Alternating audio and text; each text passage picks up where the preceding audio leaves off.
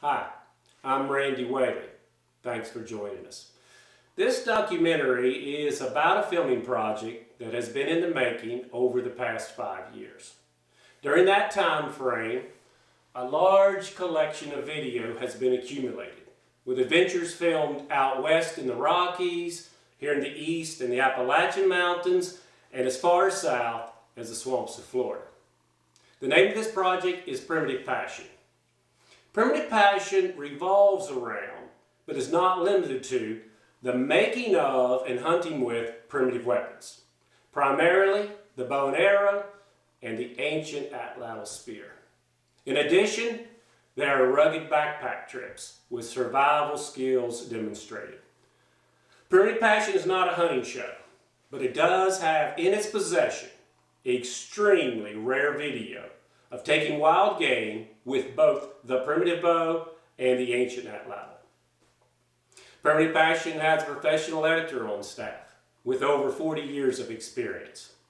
It also has permission to use the music of the Miller Band, a very talented group of musicians and songwriters out of Charleston, West Virginia.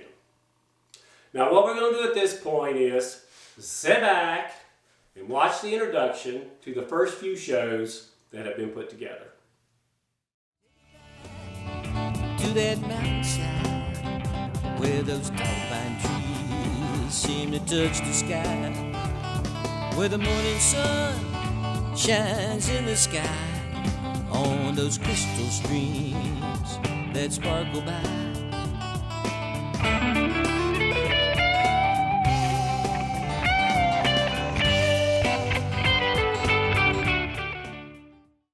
Let's talk about bows for a little bit now.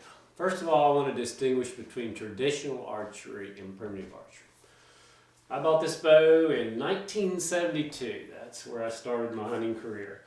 It's a fiberglass recurve bow. It's got a core of wood here with fiberglass on both sides. Fiberglass came out, I don't know, late 40s, early 50s. Not long after that, they began to mass produce these type of bows. The thing about fiberglass is it's really durable and it's really fast, but it's harsh. It's actually not as smooth a shooting bow and therefore not as quite as accurate as its predecessor, although it's just a little bit quicker.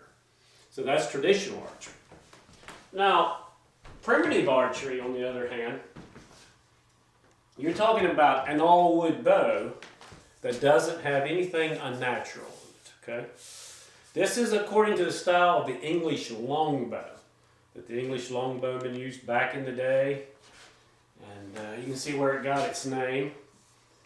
On the other hand, here's a short bow, which is something, a short flat bow here, something you would picture a Native American on horseback riding into a herd of buffalo with. You'll notice that it's backed. This is deer sinew wrapped around it, because if you don't back a short bow, it will break.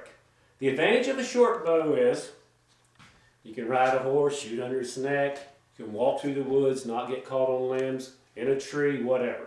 It's just easier to maneuver around. The disadvantage is they're not near as accurate as a longbow. The longer a bow is, the smoother shooting it is. Let's talk for a moment just about the 100-Year War between England and France back in the 1300s. This was a war that was primarily dominated by the English because of the longbow.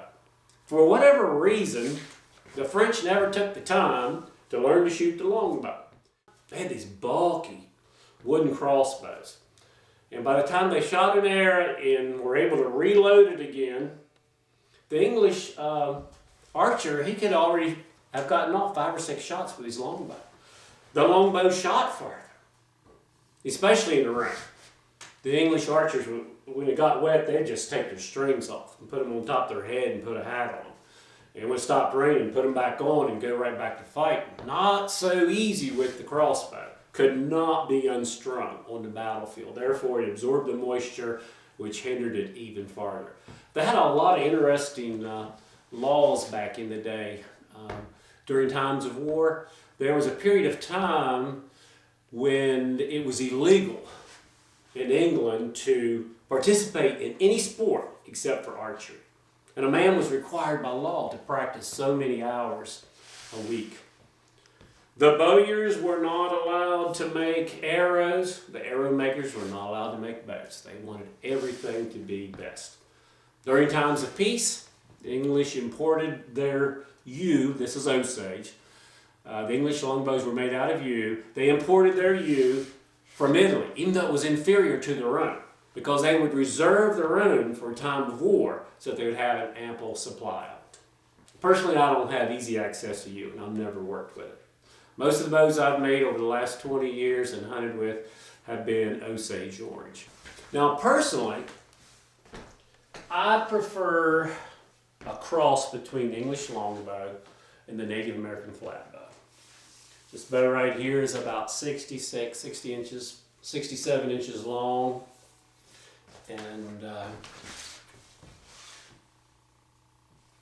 it's the best of both worlds. It's a smooth shooting bow. I can get it around the woods. I can hunt off a limb in a tree with it also. Now, over the last 20 years, most of the bows that I've made have been out of Osage orange, although we have experimented with other woods with mixed degrees of success. I will admit, most of the time when I make a bow, I start off with power tools. I'll split the log with a chainsaw and then half it, and then I'll run it through a bandsaw until I get my billets about 2 inches by 3 inches. Put them in the barn, let them dry out a few years, and then work them down by hand. On occasion, we will make a bow without any power tools at all. That's referred to as a hatchet bow. And we do have video of making hatchet bows without any power tools at all. But I'm going to show you a little clip here of one of the young men who is involved in this project, Timothy McAllister. And basically what you're looking at here is a bow that he made from beginning to end, from the log to actually shooting it, which took him almost a full week every day, practically all day long working on it to complete.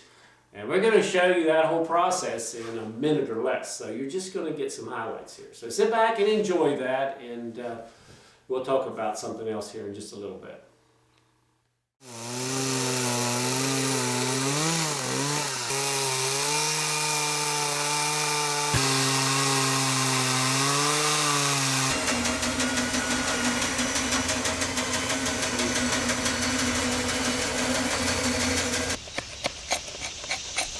That's good. That's perfect. That is perfect.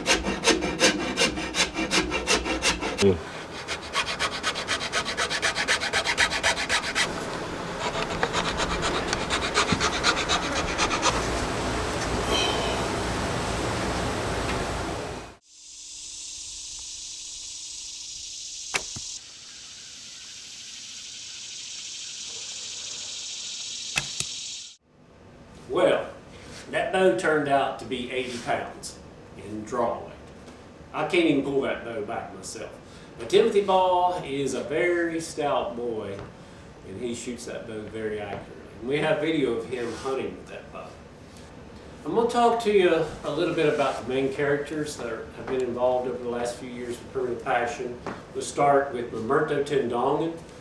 Merto grew up in the Philippines back in the 60s in a primitive tribe. He actually wore a loincloth. His people lived off the land.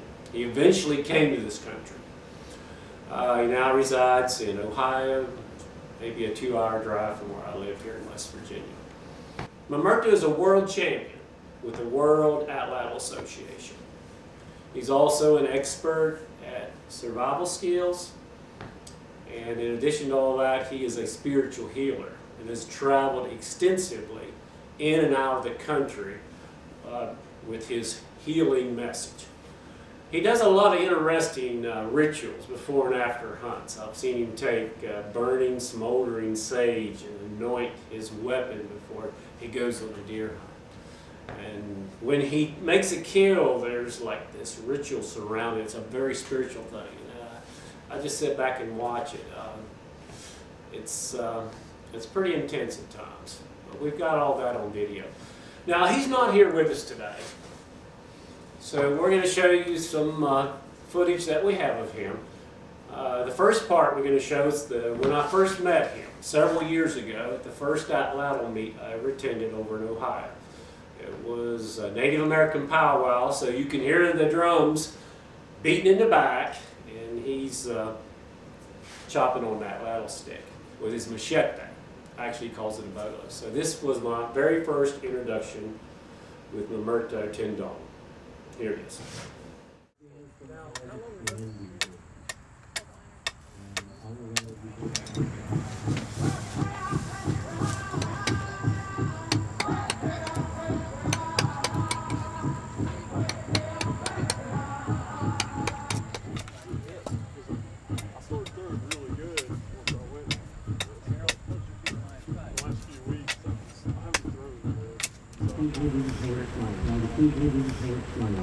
This is ready to be used.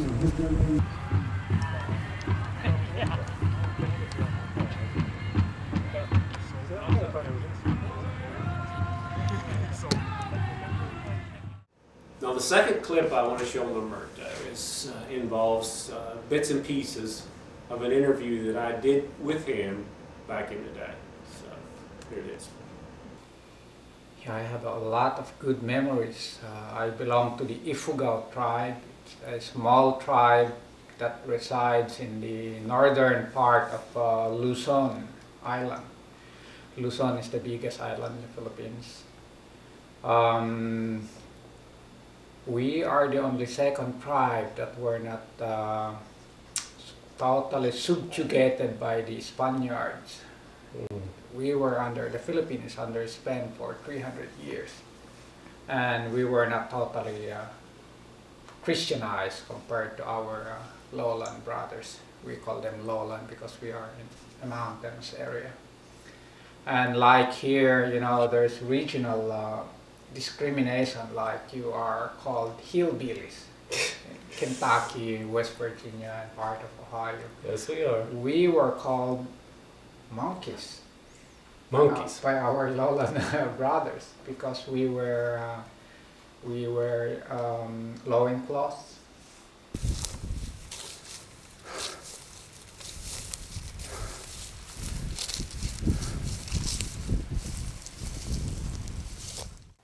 Let me talk about myself for a little bit here.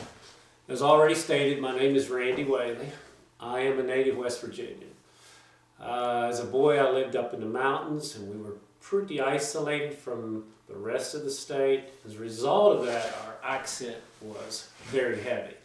Over the years, my accent has kind of toned down a little bit, but it's obviously still there. It has been brought to my attention that when I'm being filmed, I subconsciously play my accent up, and I have to admit there is some truth to that. Like a lot of West Virginia boys, I started hunting squirrels when at a very, very young age. Actually, we don't say hunting, we say hunting. I started hunting when I was just a wee little old guy.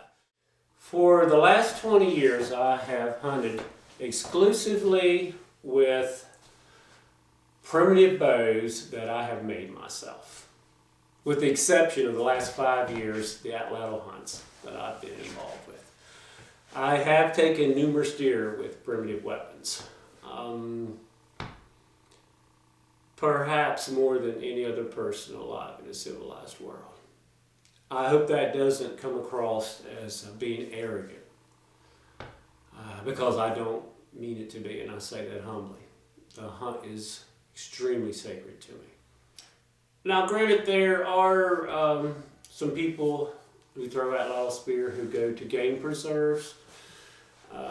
Basically, they're hunting animals that are fenced in and have been, for the most part, hand raised. Personally, I don't have a problem with them doing that if they want to do it. I just, for the record, want to say this. We here at Primitive Passion do not hunt tame deer. The deer we hunt are harassed by predators and open to extensive firearm seasons. They're very, very spooky. Right now I live here at the farm in Mason County, West Virginia. We call it Hoka Hay. My daughter and I take in rescue dogs and cats. We're up to 11 dogs and 5 cats right now. They all have, we banned them from my little cabin today, but they have free access to it. 10 of them can get in and out through the doggy door. Our Saint Bernard, she's a rescue dog from California. And yes, I did say California. She just lets us know when she wants in or out. Once Primitive Passion is aired on television, then there will be some animal rights activists out there that throw stones at me for killing animals. And here's the deal. Here's the thing about it, though. I'm an animal rights activist myself, and it really doesn't matter to me whether these people like me or not. The only thing that matters is I like them, and I appreciate the work they're doing. So, but anyway, that's enough about me. We're going to move on now to the backbone of Primitive Passion. So, hold tight. At this time, I'd like to introduce you to somebody very special. Her name's Nisa Holbrook, and my affectionately referred to as Nisi Bug sometimes. She is a very vital link to Primitive Passion. She's our #1 cameraman. And yes, I did say cameraman. You know I've tried to say camera woman, camera person. It just doesn't flow out. She's a natural, just comes natural to us. And before you became involved in this project, you sort of you were sort of an amateur photographer anyway, weren't you? I love photography. What type of pictures you like taking anyway? Scenery, mountains, rivers, sunsets, All the above? all the above. She's a very vital link to Primitive Passion. We could not make it without her. She films for us. She also hunts with primitive weapons. Oh, by the way, I see you got your stick and your spear with you today. You are aware that we are presently engulfed in an Arctic vortex, and it's freezing outside? I do. Okay. You're a country girl. You grew up in Lincoln County, West Virginia. Tell them about the 6 months when your daddy was building your house when you were a little girl. We moved back from Cleveland with my parents. Camped out until my dad had our house built. It actually took from June to October. So you slept in a tent? Slept in a tent. What'd you use for a bathroom? The outdoors. Eventually an outhouse. I know you love to garden. I love to garden. Didn't at the time growing up. It was more a chore, but I enjoy it today. And what's one of your favorite things to do in the spring of the year besides filming me turkey hunting? Mushroom hunt. Okay. What's your favorite mushroom? Some people refer to them as molly moogers, mountain morels. Tell them about your real job. I work as a paralegal. Done that the majority of my life. How long have you done that job? That would tell my age. If I said the majority of my life. Okay. I apologize. I apologize. Well, you know that we're really hoping that when this show gets on television, that you will quit your job and go to work with us full time, because we will need you. How many years have you been throwing the atlatl? 4 years. 4 years. Okay. What was your world ranking last year with the World Atlatl Association in the women's division? I was in top 10. Whereabouts in top 10 were you? You know I know that. Number 7. Number 7. I know you don't like me bragging on you, but just deal with it, okay? We've got a job to do here. Just try to deal with it. So she threw, in her 4th year of throwing, she was number 7 in the world in the women's division. That is simply amazing. It's simply amazing. Is there anything else you want to tell us about yourself? No. Or you just want to get out of this chair and get back No, behind just that get camera behind the camera. so I can stammer on and make a fool out of Yes, myself? yes. Okay, folks. You'll be seeing more of this girl as time goes on. Thank you.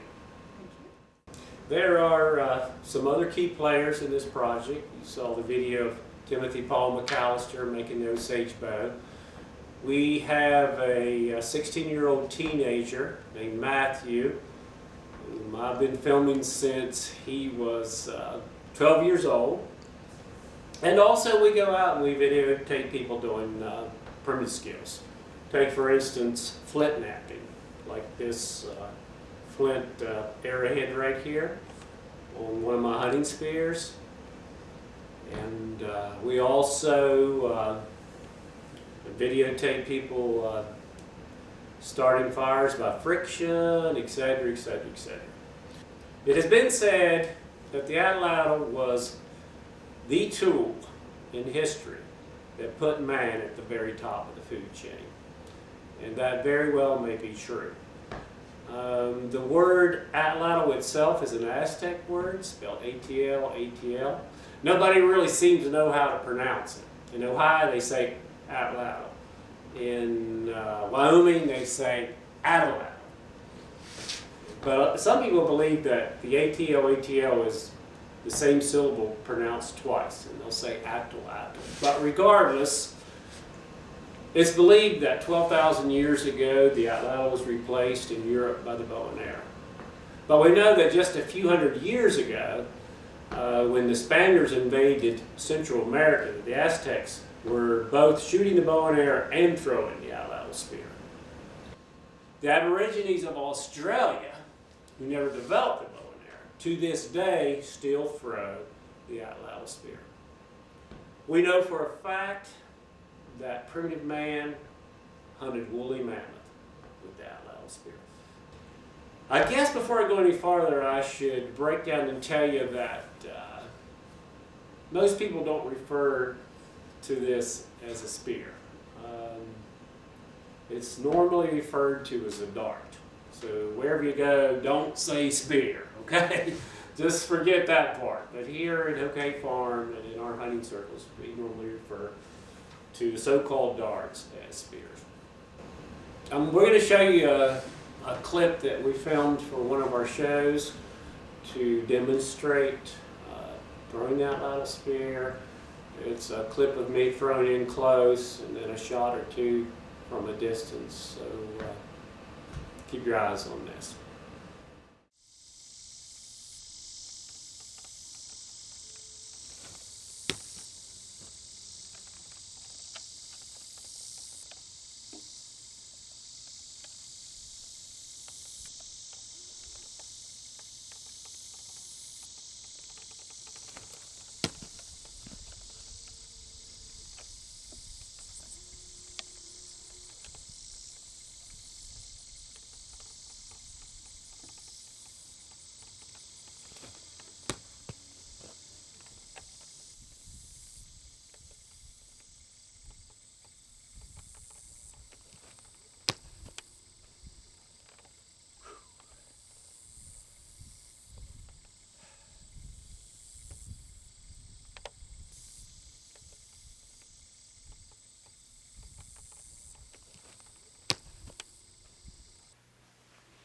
It took me 8 years to get that throw down. But I tell people, don't let that discourage you, because there are people out there that have done it a lot quicker than me. As mentioned there at the beginning, Primitive Passion also does involve rugged backpack trips and survival skills. Survival's big business nowadays. 100 years ago in this country, only 1 out of 10 people lived in the city or close to it. In today's age, 9 out of 10 people in this country either live in the city or very close to it. Mankind in the United States of America today has never been more removed from nature than he is right now today. And these people, they don't have the opportunity to get out like some of us do. And when they see us on television, they're fascinated by it. Last year, Nisa and I did a backpack trip together And Primitive Passion made a show out of that. And we're going to show you some of the clips so you can just sort of get a feel for what it was like. So go ahead and check it out. This is really cool here. Got little waterfalls behind us. And the creek from there up is solid rock on the bottom. It'll be slippery, so we'll have to be careful. It's very pretty. That took a while. Those little ones were really tricky. But I know this looks small compared to the ones you see down in Louisiana, but for around here, this is actually a nice crawdad.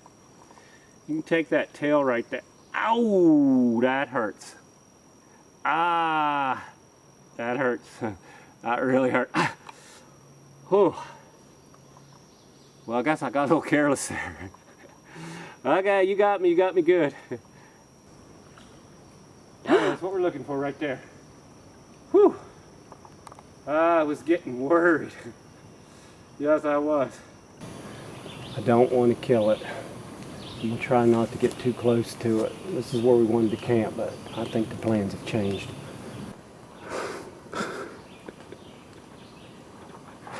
I think it's Pocahontas here, ready for action.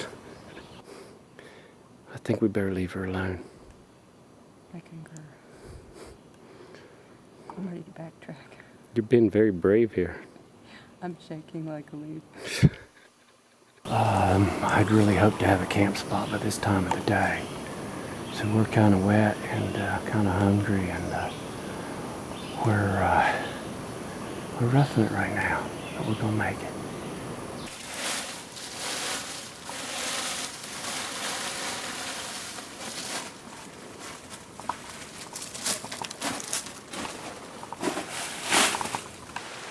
My Filipino friend, he says that the eyeball and the brain are the best part of the fish, and I've never eaten it before.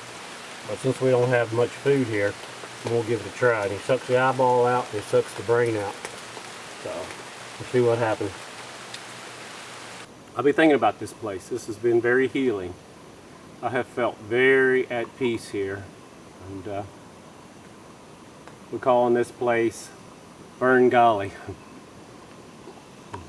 We'll miss Fern Gully. That trip got a little rough for a while, but it was a lot of fun, and it made for a great show.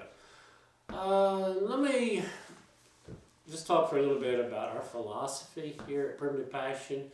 First of all, we don't have a set agenda. We avoid political and controversial issues. We just want to be a positive force in the world. We're open-minded people. We're not going to go out saying something stupid that embarrasses ourselves and those that we represent. We are spiritually minded people. We are definitely environmentally minded people. The earth is sacred to us. The hunt is sacred to us. The life that we take is sacred to us. Who is our target audience? Well, we're looking for a broad spectrum. Well, some of the hunters out there will watch us, no doubt. I don't think that will be our biggest audience. We want to reach beyond that. Anyone who's interested in the outdoors. Anyone who works with wood is always fascinated by the bows that we make. When we go to meets, atlatl meets, people are attracted and drawn to us. They come around, what's that? What are you doing? Can I throw? Yeah, that's a big drawer right there. We have enough footage to put at least 26 shows together right now without watering them down one bit. Normally takes us about 4 or 5 days to put a show together, and so we like to allow ourselves weeks so we can stay on schedule. Our goal here at Primitive Passion is to be aired on a major network, and there's no doubt in my mind that that will happen. Thanks again for joining us today. I hope you enjoyed yourself, and if you're interested in learning more, just email us or give us a call up on the phone.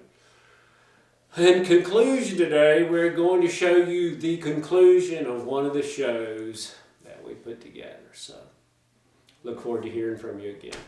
Take care. We enjoyed having you today.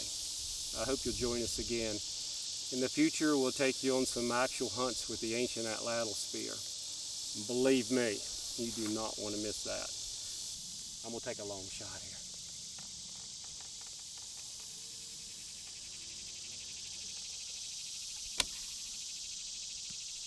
Oh, that felt good. That felt really good. Long live the longbow.